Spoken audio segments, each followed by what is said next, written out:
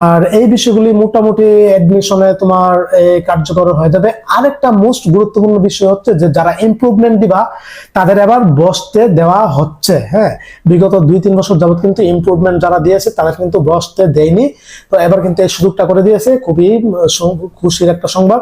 তো মোটামুটি মোটামুটি ভালো কিছু পরিবর্তন এনেছে। আর আমি কিন্তু এই বিষয়টা নিয়ে কিন্তু পূর্বে কয়েকটা ভিডিও তৈরি করেছি, কন্টেন্ট তৈরি করেছি, প্রতিবাদ করেছি, জন্য এই বিষয়গুলি পরিবর্তন করা হয়। অবশেষে তাই ঘটেছে। তো আলহামদুলিল্লাহ, তোমরা আসলে যখন এটা কিন্তু চূড়ান্ত হবে তখনই জানতে পারবা, যখন সার্কুলার প্রকাশ করবে। ওই সার্কুলার অলরেডি 8 তারিখের ভিত্তিতে অথবা 10 তারিখের মধ্যে এই সার্কুলারটা প্রকাশ করে দিবে। মানে মেডিকেল অ্যাডমিশনের সার্কুলার প্রকাশ করার পরে তুমি মেডিকেলের আবেদন শুরু হয়ে যাবে। আর ধরে রাখো মেডিকেল অ্যাডমিশন 17 জানুয়ারি হচ্ছে। তোমরা বেশি দিন নাই, আজকে অলরেডি কিন্তু ডিসেম্বরের 3 তারিখ হয়ে গেছে। এখন প্রায় রাত্র প্রায় 11টা মতো বাজতেছে। তো অলরেডি কিন্তু ডিসেম্বরের 3 তারিখ হয়ে গেছে আজকে।